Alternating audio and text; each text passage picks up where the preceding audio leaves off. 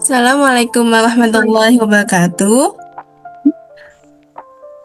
Selamat pagi semuanya.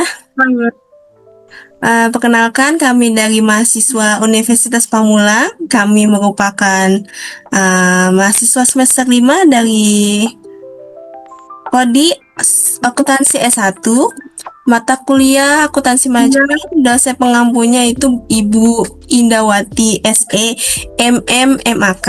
Saat ini kami dengan kode kelasnya 5 Sake 010. Saat ini kami ingin membahas mengenai activity based management, yang dimana membahas mengenai aktivitas yang berdasarkan dengan manajemen. Yang pertama ada yang namanya definisi. Definisi ABM itu merupakan suatu aktivitas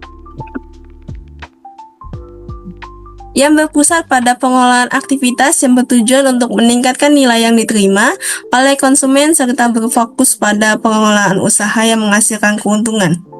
Lalu di sini ada hubungan ABM dengan ABC. Seperti yang kita ketahui, ABC itu berdasarkan identifikasi aktivitas dan biaya yang dikonsumsi oleh produk atau jasa. Kalau ABM itu fokusnya pada efficiency and value creation dan juga menggunakan informasi biaya dari ABC. Tujuannya untuk memperbaiki aktivitas, menghilangkan pemborosan, dan meningkatkan kinerja. Kalau ABC itu fokusnya pada accuracy of cost information.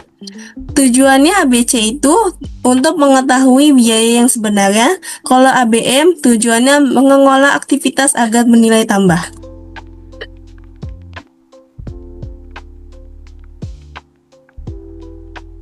Selanjutnya ada manfaat activity based management.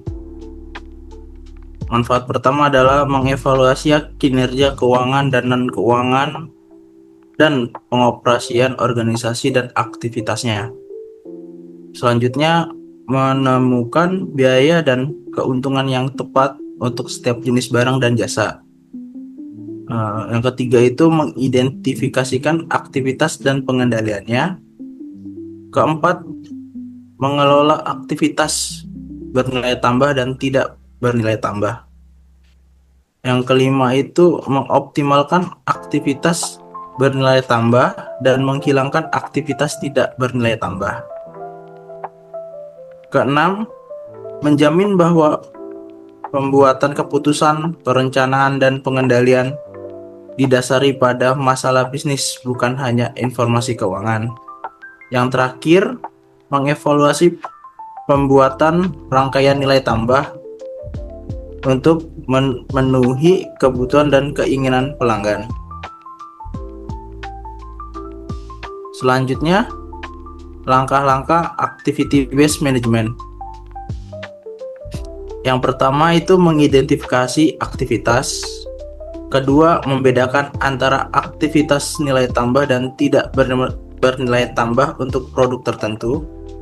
Yang ketiga, menelusuri arus produk melalui aktivitas. Yang keempat, membebankan nilai waktu dan biaya pada setiap aktivitas. Kelima, menentukan keterkaitan antara aktivitas dengan fungsi dan lintas fungsi. Keenam, membuat arus produk lebih efisien. Ketujuh, mengurangi atau memindahkan aktivitas tidak bernilai tambah. Kelapan, menganalisa dua atau lebih aktivitas yang saling berhubungan. Kesembilan, penyempurnaan berkesinambungan. Selanjutnya, dimensi activity based management yang ada dua. Yang pertama, dimensi biaya. Dimensi biaya dalam ABM adalah sistem yang menghitung biaya secara akurat dengan dua tahap utama: melacak semua biaya sumber daya ke setiap aktivitas perusahaan, lalu membebankannya secara proporsional kepada produk atau pelanggan yang benar-benar menggunakan aktivitas tersebut. Sistem ini berkembang dari ABS, ABC generasi pertama yang berfokus pada akurasi biaya produk, menjadi ABC generasi kedua yang berfungsi sebagai sistem pengukuran kinerja komprehensif. Dimensi ini membantu perusahaan memahami hubungan antara sumber daya, aktivitas, dan objek biaya, sehingga menghasilkan informasi biaya yang tepat untuk mengambil keputusan strategis seperti penetapan harga dan identifikasi produk yang menguntungkan.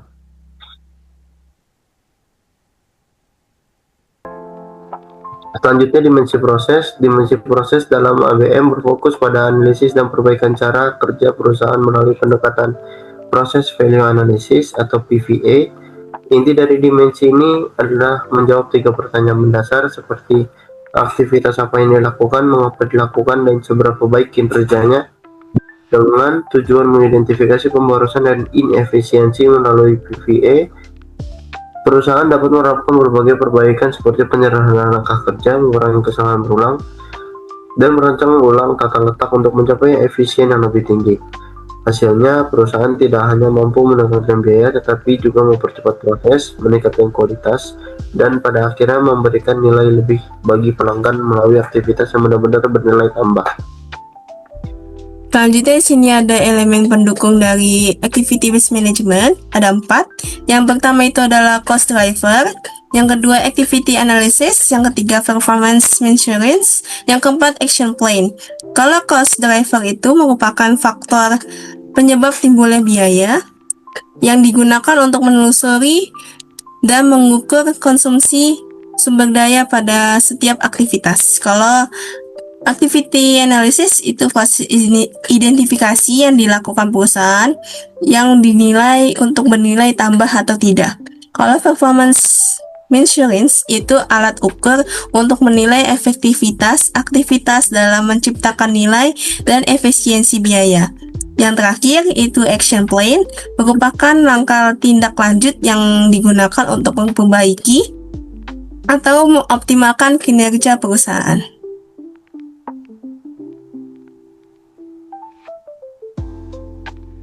Selanjutnya, Kania.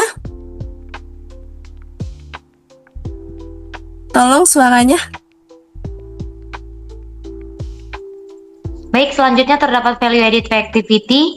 Aktivitas bernilai tambah merupakan aktivitas-aktivitas yang diharuskan untuk melaksanakan bisnis yang dapat memuaskan bagi konsumen.